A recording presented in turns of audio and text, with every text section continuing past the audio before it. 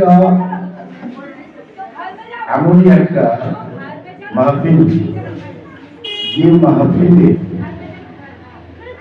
হাজির হয়ে যার জন্য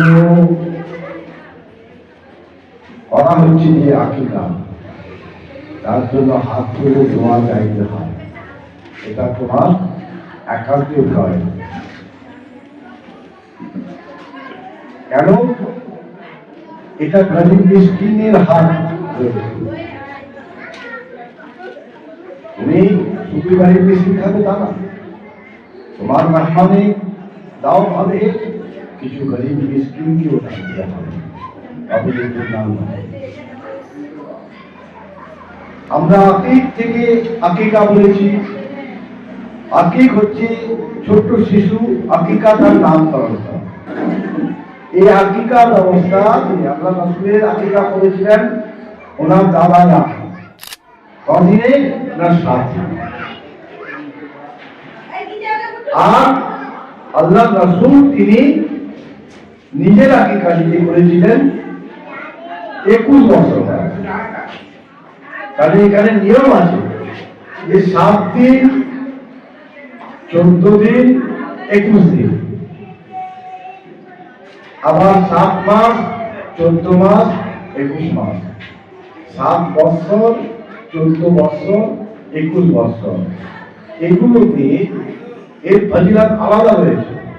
এছাড়াও আমরা আকিকা আমাদের সুবিধা মতো আমরা যে কোনো সময় করে থাকি।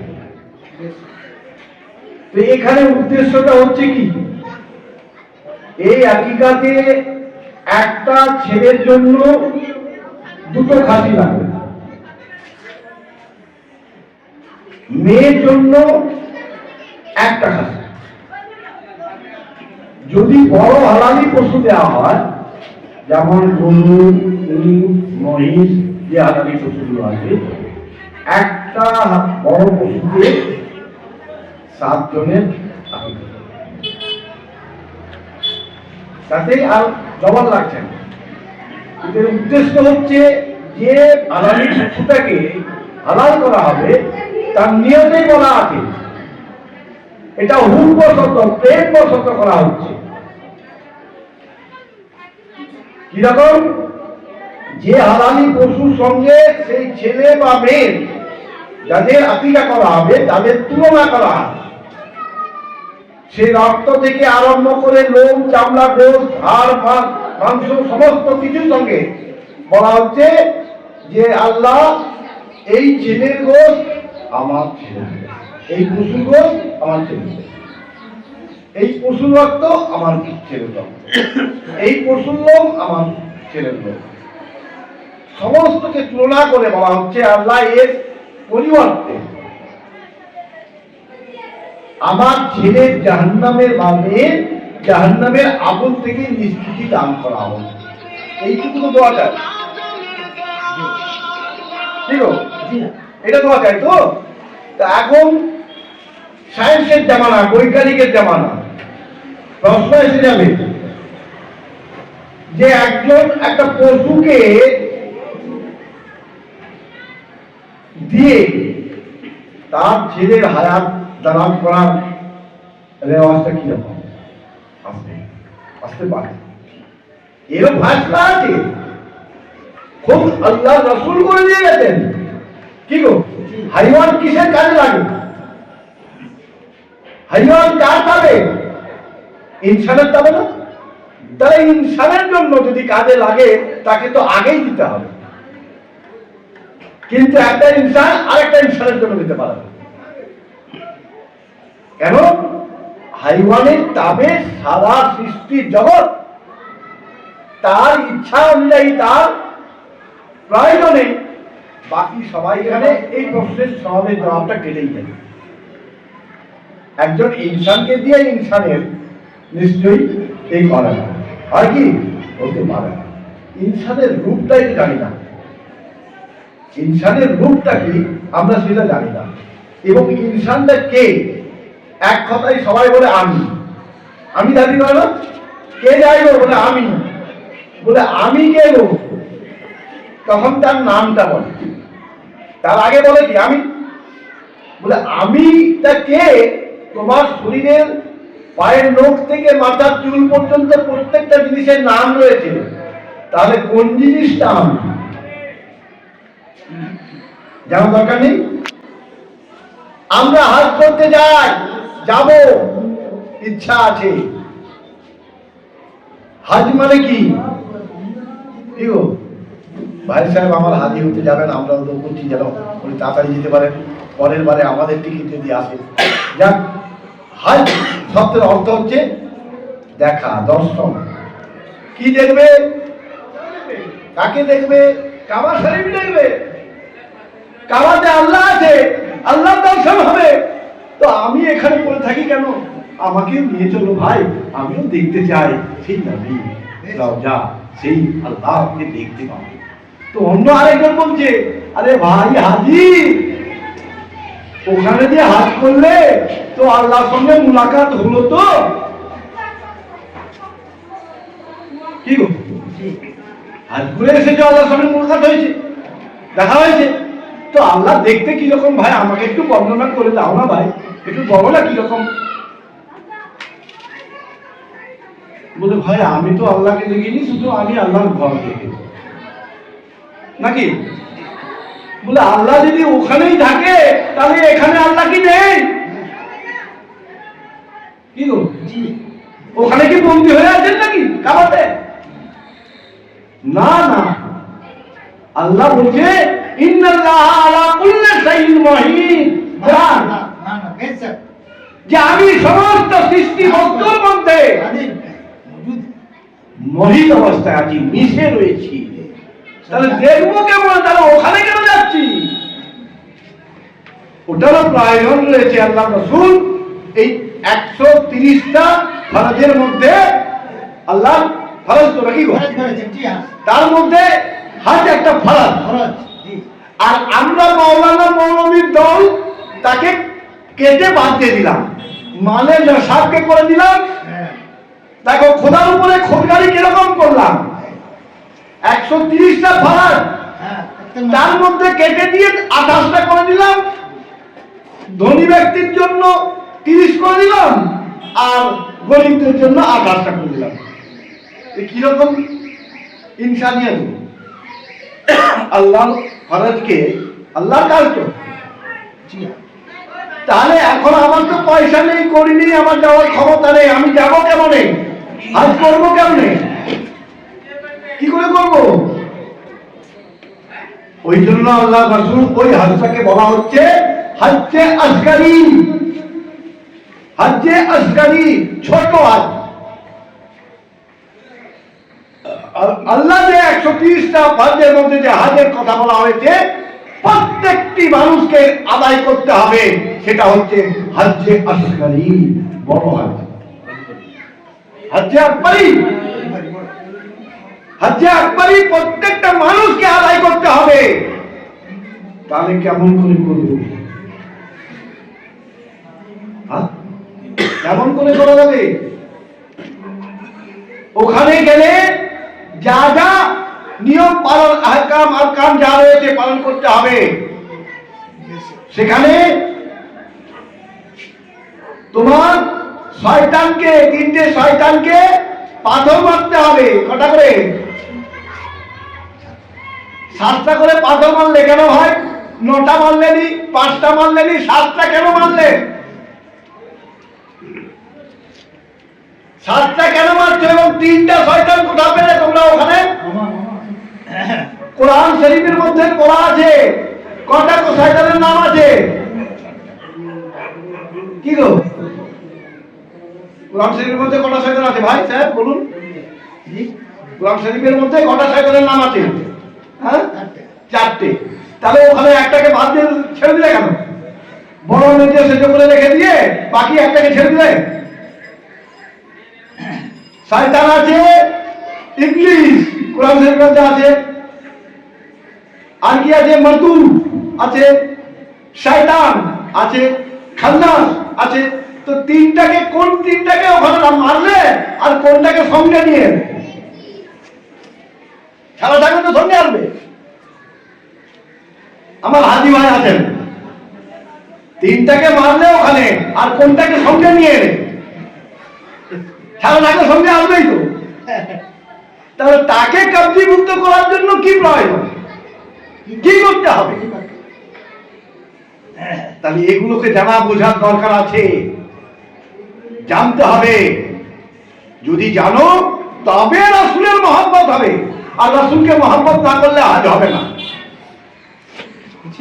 যে রাসূলের মহব্বতে তোমরা মৌখিক ভাবে দৌড়াচ্ছ, সে রাসূল আজ পর্যন্ত হায়াতুল মুরসালিন, তিনি যে বর্তমান তা আমরা জানি না। আমাদের বাপদাদা 14 পুরুষের রাসূলকে দেখেনি, কারণ তখনকার আমলের লোক নই আমরা।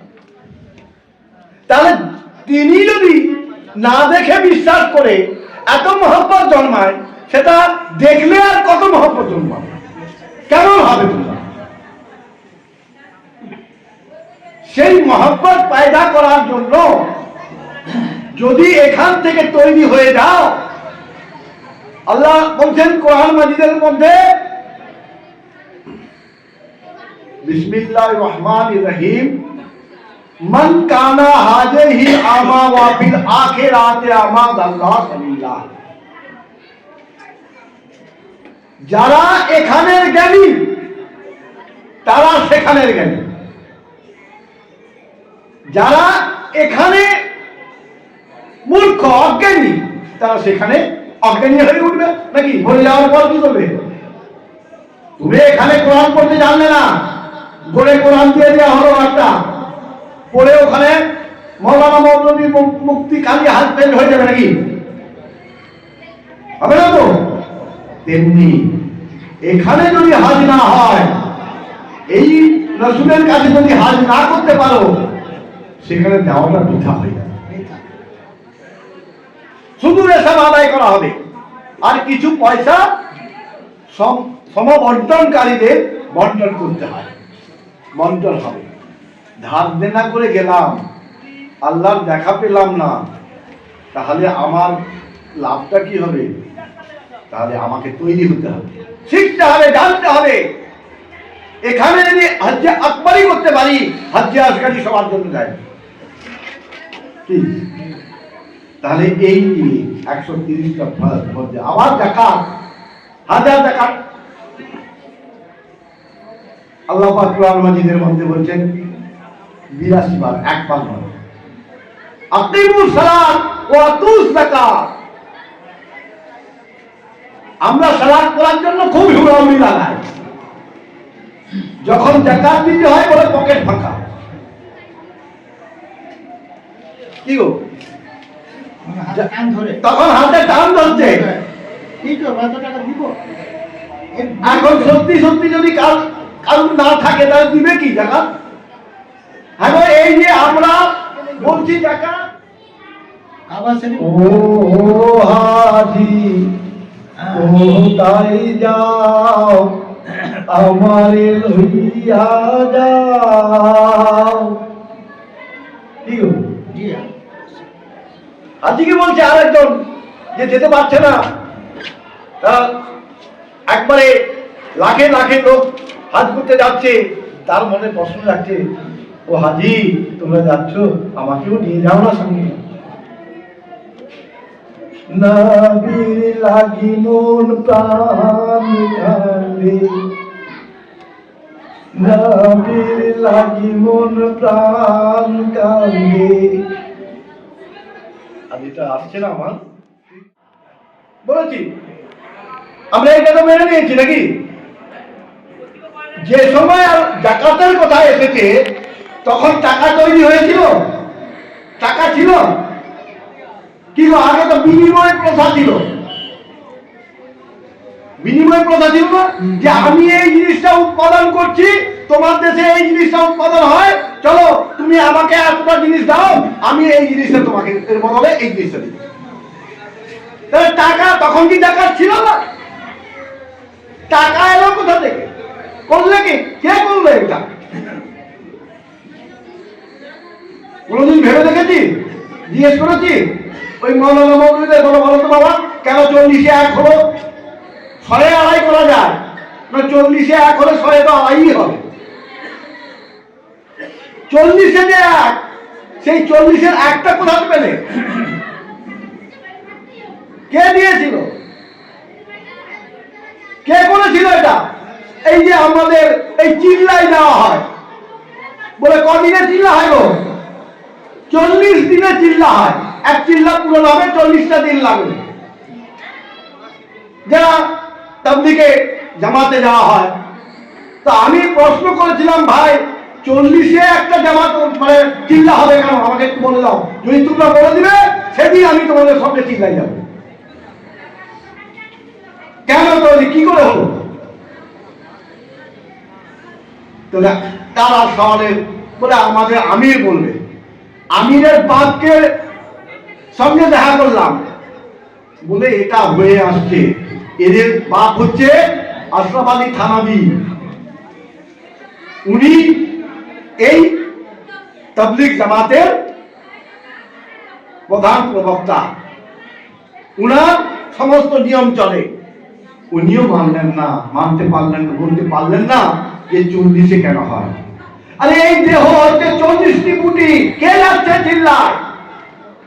মানুষ যায় না, অন্য কেউ যায়? সে 40টি তৈরি নিজে আছে, আর সেটাকে সাবেত করার জন্য একটাকে বাদ দিতে হবে। যদি না বাদ দাও, তাহলে এই 40টাই তোমার বরবাদ হয়ে যাবে। বাদ দিলে কি কেটে বাদ দিয়ে দিবে? না, তাকে কলায়ত্ত রাখতে হবে। তার যখন প্রয়োজন তাকে তখন ব্যবহার করে তার দ্বারা সৃষ্টি করা হবে, নচেত হবে না। তাহলে এগুলোকে জানা বোঝা যদি না থাকে, ওই গল্প পড়ে গল্পের গরু কি করে গো? গাছে চড়ে। হাকিকতে কি গরু গাছে চড়তে পারে? না। ওই গল্প শুনতে বলে কব তক মাহমুদে, আমি কতদিন পর্যন্ত এই কিস্সা শুনে যাব? আমরা চোখে দেখবো না? আমি যদি কোনো কাজ করি সেটা চোখে দেখে করি না না দেখে করি?